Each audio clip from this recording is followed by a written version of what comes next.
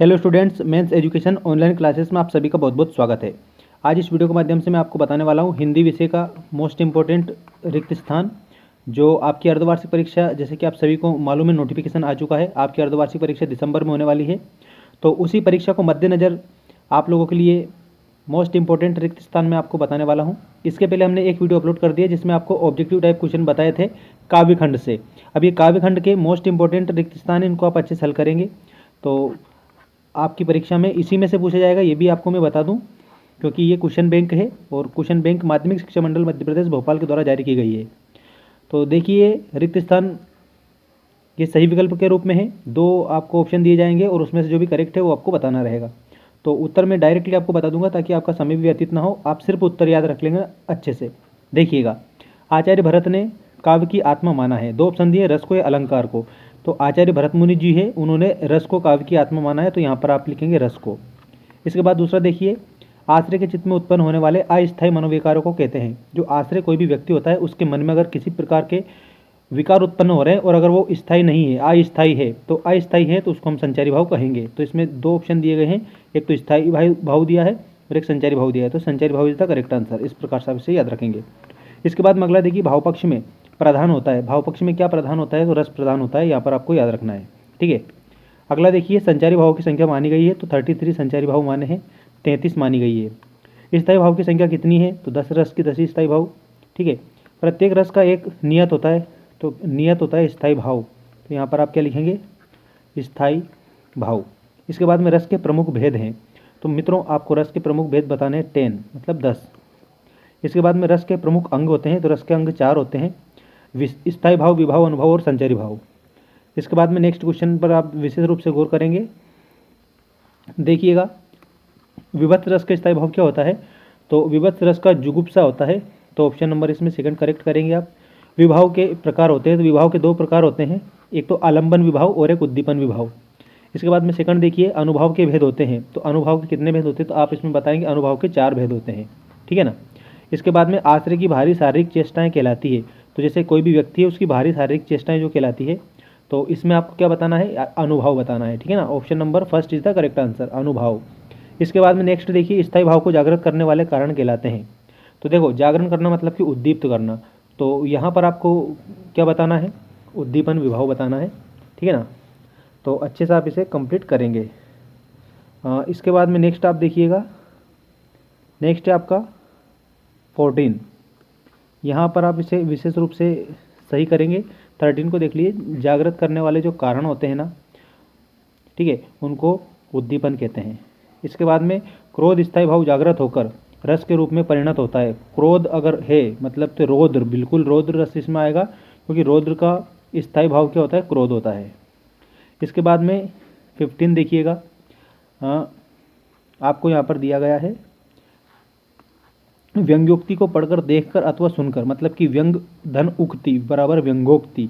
तो व्यंग्योक्ति को पढ़कर, देखकर अथवा सुनकर रस की निष्पत्ति होती है। व्यंग अगर हम करेंगे किसी के ऊपर तो कैसा होगा? तो व्यंग करेंगे तो हंसी आएगी। ठीक है ना। तो हास्य रस इसमें होएगा, तो आप क्या करेंगे? हास्य रस। अगला देखिएगा, काव्य के भेद होते हैं। तो काव्य के मुख्यतः 2 भेद होते हैं, एक तो होता है दृश्य काव्य और एक होता है श्रव्य काव्य। दृश्य और श्रव्य, ये 2 काव्य के भेद होते हैं। और अगर शैली की दृष्टि से पूछा जाए तो शैली की दृष्टि से भी 2 ही होते हैं। ठीक है ना। शैली की दृष्टि से एक तो होता है प्रबंध काव्य, प्रबंध, और दूसरा होता है मुक्तक। ये 2 काव्य के शैली की दृष्टि से भेद हो गए हैं, तो दोनों तरह से आपको याद रखना है। इसके बाद में नेक्स्ट आप देखिएगा, रमणीयार्थ प्रतिपादक शब्द काव्यम। रमणीयार्थ मतलब कि हमारे मन में ऐसा अर्थ रम जाए, ठीक है, वही काव्य है। तो ये परिभाषा किसने दी है? तो मित्रों, आपको 2 ऑप्शन दिए, एक तो जगन्नाथ दिया है और एक विश्वनाथ दिया है।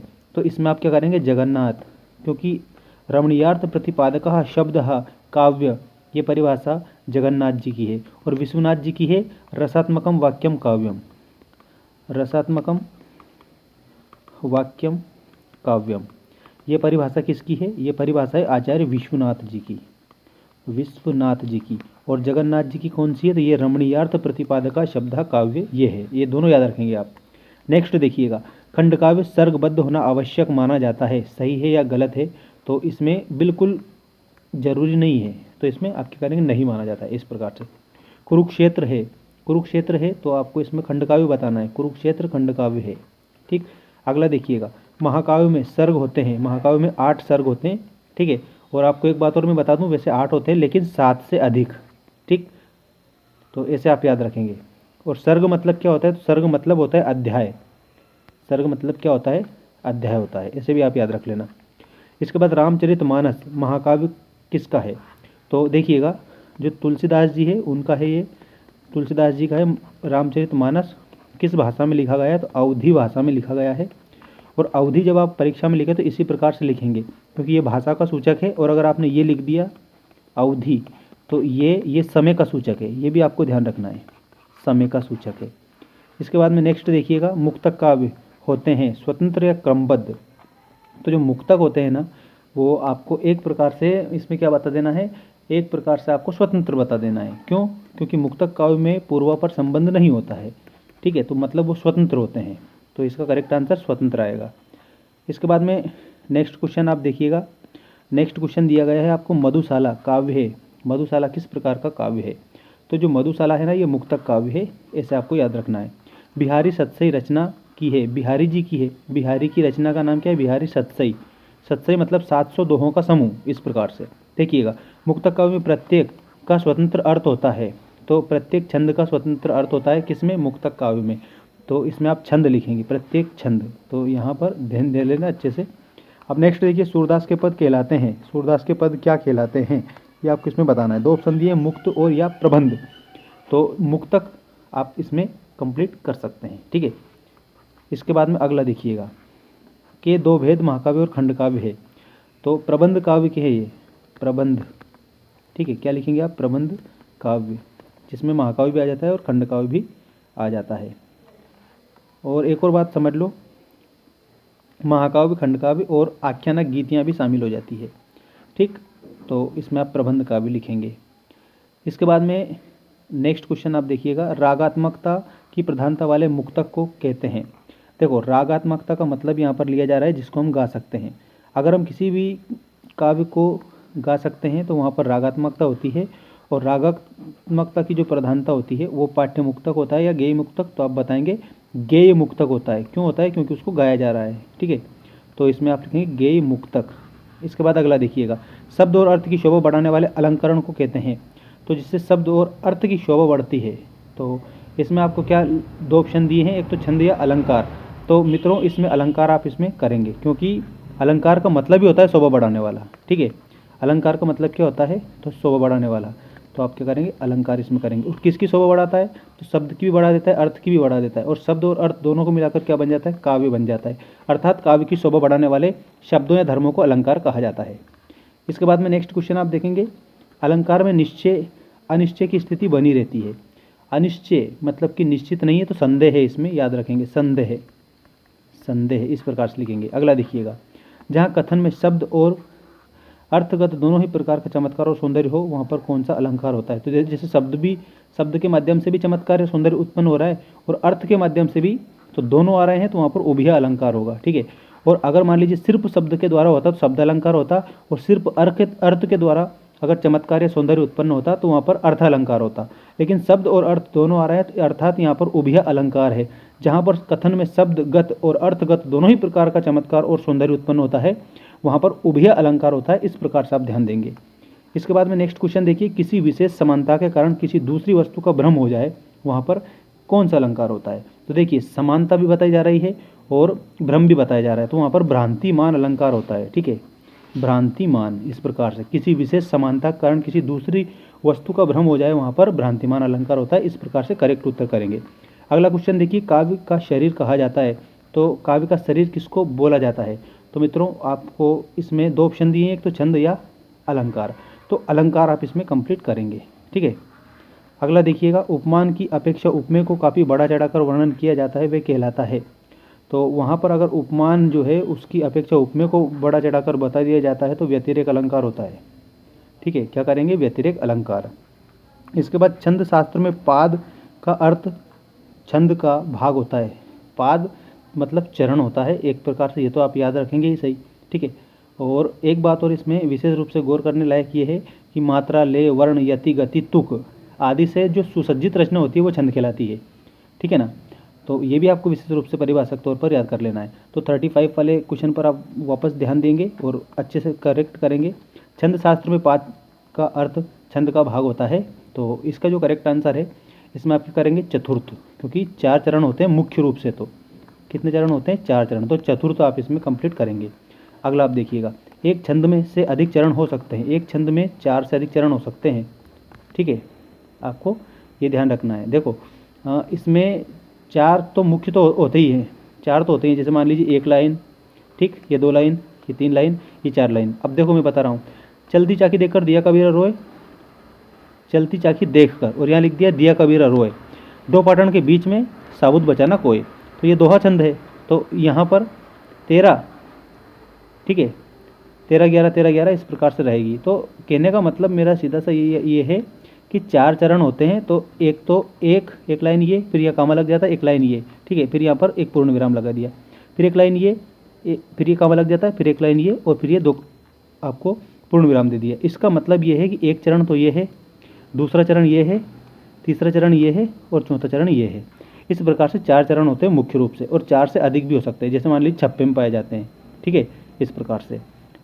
अगला देखिएगा, अगला प्रश्न है आपका, सवैया के प्रत्येक चरण में 7 सगण और 2 गुरु होते हैं। तो कौन सा सवैया होता है वहाँ पर? तो मत्त गयंद सवैया होता है, उसमें आप तो मत्त गयंद करेंगे, डेफिनेटली 100% राइट है। इसके बाद अगला देखिए, वर्णों का एक गण होता है। कितने वर्णों का एक गण होता है?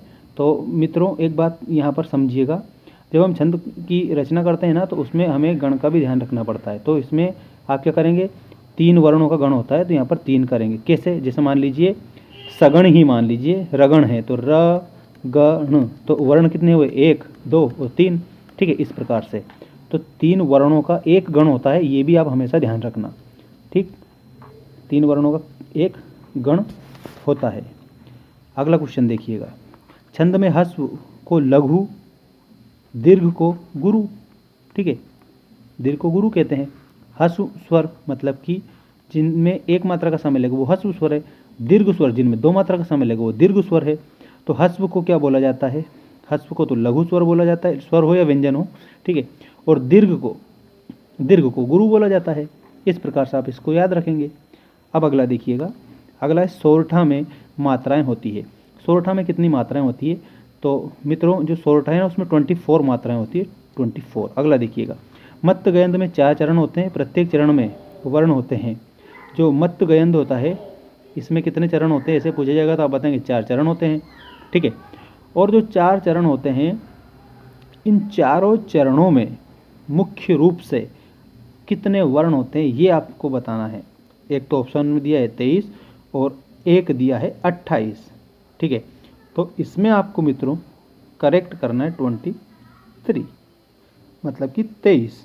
ठीक है, अगला देखिएगा, जिनके चारों चरणों में समान मात्राएं हो कहलाता है। अब जब चारों चरणों में समान मात्राएं हैं, इक्वलिटी की बात यहाँ पर की जा रही है, मतलब कि समान मात्राएं हैं। अगर समान मात्राएं हैं तो वो सममात्रिक छंद होगा। ठीक है, कौन सा छंद होगा? जो कि ऑप्शन नंबर फर्स्ट में दिया है, सममात्रिक छंद, क्योंकि मात्राएं समान है और जहाँ पर जिस छंद में मात्राएं समान हो, ठीक है, तो वहाँ पर सममात्रिक छंद होता है। सममात्रिक, सम मतलब समान, मात्रिक मतलब मात्राओं वाला। इस प्रकार से। अगला देखिए, 22 से 26 मात्रा वाले छंद को कहा जाता है। 22 से 26 मात्रा वाले छंद को क्या कहा जाता है? तो उसमें आपको याद रखना है सवैया कहा जाता है। ठीक है, सवैया।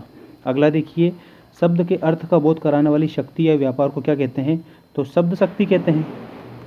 क्या कहते हैं? शब्द शक्ति। इस प्रकार से आप ध्यान देंगे। अगला देखिए, शब्द शक्ति प्रकार की होती है। शब्द शक्ति कितने प्रकार की होती है? ऐसे भी आप इसको कंप्लीट कर सकते हैं। तो जो शब्द शक्ति है ना, ये शब्द शक्ति 3 प्रकार की होती है। 3 प्रकार कौन कौन से हैं? तो देखो यहाँ उत्तर में 3 लिखेंगे, ये तो करेक्ट याद ही रखना। पहला है अभिधा, मैं लिख रहा हूँ, नोट कर लीजिएगा। अभिधा, 1 मिनट इसको थोड़ा करेक्ट कर देते हैं। अभिधा, ठीक।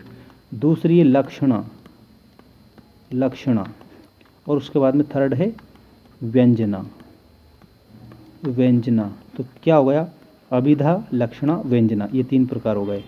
ठीक, इस प्रकार से आप इसे याद रखेंगे। अब अगला क्वेश्चन देखिएगा। अगला क्वेश्चन, शब्द और अर्थ का साक्षात संबंध बताया जाता है। शब्द और अर्थ का साक्षात संबंध किसमें बताया जाता है? तो मित्रों देखो, एक बात आपको 2 तरह से समझनी है। एक तो शब्द भी यहाँ पर है और अर्थ भी यहाँ पर है। मतलब कहने का अर्थ ये, शब्द भी आया है आपके सामने और अर्थ भी आया है, तो वहाँ पर अभिधा होगी, ये भी आपको याद रखना है। अभिधा, अभिधा, अभिधा। ठीक, इस प्रकार से। अगला देखिएगा। अगला क्वेश्चन आपकी स्क्रीन के सामने आ चुका है। 47, मैं आपको 61 बताऊंगा टोटल, चाहे उसमें 20 मिनट क्यों नहीं लग जाए, लास्ट तक देखिएगा, आप लोगों के लिए काफ़ी मेहनत है ये। जिस शब्द शक्ति से प्रचलित अर्थ का बोध न होकर इससे संबंधित अर्थ का बोध हो उसे कहते हैं। प्रचलित अर्थ का बोध न होकर इससे संबंधित अर्थ का बोध होता है, तो वहाँ पर कौन सी होती है? लक्षणा होती है। लक्षणा, बिल्कुल, लक्षणा इज द करेक्ट आंसर। शब्द की जिस शक्ति से प्रचलित अर्थ एवं लक्ष्यार्थ से भिन्न किसी तीसरे अर्थ का बोध हो, वहाँ पर कौन सा होगा? तीसरे अर्थ का बोध हो तो वहाँ पर व्यंजना होगा। ठीक, 48 पे आपको क्या याद रखना है? 48 पे आपको व्यंजना याद रखना है। ठीक, अगला देखिएगा 49, किसी शब्द का गूढ़ या सूक्ष्म अर्थ शब्द शक्ति से प्रकट होता है। गूढ़ या सूक्ष्म अर्थ किससे होता है? व्यंजना से होता है, याद रखना, व्यंजना से, व्यंजन। अगला देखिएगा, जो गुण काव्य में जोश और ओज उत्पन्न करता है वह कहलाता है। देखो, जहाँ पर अगर जोश आ रहा है, ओज उत्पन्न हो रहा है, तो वीर रस की अभिव्यक्ति हो रही है, और वीर रस जो होता है हमारा ओज गुण में पाया जाता है। ओज गुण इसमें पाया जाता है ये। अगला देखिए, श्रृंगार शांत करुण रस में विशेष रूप से पाया जाता है। श्रृंगार है, शांत है और करुण रस है, तो इसमें विशेष रूप से माधुर्य गुण पाया जाता है, क्योंकि मधुरता है इसमें। ठीक, ऐसे याद रखना। हे प्रभु आनंददाता ज्ञान हमको दीजिए में कौन सा गुण है? तो आप याद रखेंगे प्रसाद गुण है, प्रसाद गुण है, प्रसाद, इस प्रकार से। ठीक है, अगला देखिए 53 में टा वर्ण तथा संयुक्त वर्णों का अधिक प्रयोग किया जाता है। टा वर्ण का और संयुक्त वर्ण का, तो इसमें ओज गुण में। ठीक, तो यहाँ पर खाली स्थान में ओज गुण लिखेंगे। अगला देखिए, रौद्र वीर और विभत्स रसों में पाया जाता है। रौद्र वीर और विभत्स, इसमें ओज गुण पाया जाता है, ओज गुण। ठीक, क्योंकि रौद्र रस है, रौद्र तो वीरता वाली बात आ गई। ठीक है, तो ओज गुण ही है इसमें। काव्य में बिंब को माना जाता है। बिंब को क्या माना जाता है? तो मित्रों, जो बिंब होता है ना, उसको माना जाता है शब्द चित्र। ठीक है, यहाँ पर ऑप्शन भले नहीं दिए, लेकिन मैं आपको इसका करेक्ट उत्तर बताऊंगा। काव्य में बिंब को माना जाता है, और ये लास्ट क्वेश्चन है आपके सारे, मतलब 61 तक, और ये मोस्ट इंपॉर्टेंट है, ये ध्यान रखना। काव्य में बिंब को माना जाता है, तो यहाँ उत्तर में आप क्या लिखेंगे? शब्द चित्र लिखेंगे। शब्द चित्र माना जाता है बिंब को, शब्द चित्र। ठीक, इस प्रकार से। अब बिंब के भेद होते हैं। बिंब के कितने भेद होते हैं? तो बिंब के 3 भेद होते हैं, है ना। इसमें आप 3 भेद लिखेंगे। अगला देखिए, विधान हिंदी साहित्य में कविता की है, तो इसमें आपको क्या करना है? एक शैली है। कविता की क्या है? तो एक शैली है। विधान हिंदी साहित्य में कविता की एक शैली है, ऐसे लिखना, एक शैली। ये खालिस्तान में लिखेंगे आप इधर। ठीक है, अब देखिए, बिंब शब्द अंग्रेजी के का हिंदी रूपांतरण है। मतलब अंग्रेजी का शब्द है, हिंदी में इसको ट्रांसलेट किया गया है। तो क्या है बिंब? बिंब का मतलब होता है इमेज। ठीक है, इसको मैं यहाँ पर इस प्रकार से लिख दूंगा, इमेज। और अंग्रेजी में अगर देखा जाए, तो अंग्रेजी में भी आपके सामने यहाँ पर इस प्रकार से मैं लिख देता हूँ, ये इमेज, ये यहाँ पर है, इस प्रकार से। अगला देखिए, काव्य में कार्य की पूर्तिकरण के लिए सटीक होती है। तो इसमें आपको विशेष रूप से बिंब योजना याद रखना है। ठीक है, क्या आएगा? बिंब योजना, बिंब योजना, मूर्तिकरण के लिए सटीक बिंब योजना होती है। अगला देखिए, पाश्चात्य काव्य शास्त्र में कविता का अनिवार्य अंग माना है। जो विदेशी है, इसकी बात की जा रही है, तो बिंब को माना है, बिंब को। ठीक है, इसमें आप क्या लिखेंगे? बिंब को, बिंब को कविता का अनिवार्य अंग माना है। और पाश्चात्य काव्य शास्त्र में, पाश्चात्य का मतलब ही विदेशी होता है। ठीक है, इसके बाद में ये लास्ट वाला आपका 61 क्वेश्चन है आज के इस सेशन का। इसके बाद में आपको नेक्स्ट वीडियो में जोड़ियाँ बताऊंगा, जो वार्षिक परीक्षा तक आपके काम आएगी, अर्धवार्षिक हो चाहे प्री बोर्ड हो। ठीक है, तो आप अच्छे से याद करें, सिलेबस आपका सेम है सारा सारा। उमाशंकर जोशी ने अपनी कविता बगुलों के पंख में का सुंदर प्रयोग किया है। किसमें? तो चाक्षुष जो बिंब है उसका प्रयोग किया है, चाक्षुष बिंब, इसका सुंदर प्रयोग किया है। ठीक है, तो मित्रों, ये था आज का हमारा टॉपिक। मैं उम्मीद करता हूँ कि आपको इन्फॉर्मेटिव लगा होगा, और बिल्कुल डेफिनेटली इन्फॉर्मेटिव है, आपको लगा हो या ना लगा हो। ये 100% इन्फॉर्मेटिव है, आपके लिए है। आप याद करें, अच्छी बात है, और बिल्कुल करेक्ट आप उत्तर इसमें हल करें और अच्छे से आपकी परीक्षा दें। और मेहनत आपको करनी पड़ेगी, हम तो सिर्फ आपको राह दिखा सकते हैं, रास्ता दिखा सकते हैं। मिलते हैं नेक्स्ट वीडियो में। Thanks for watching, take care all of you.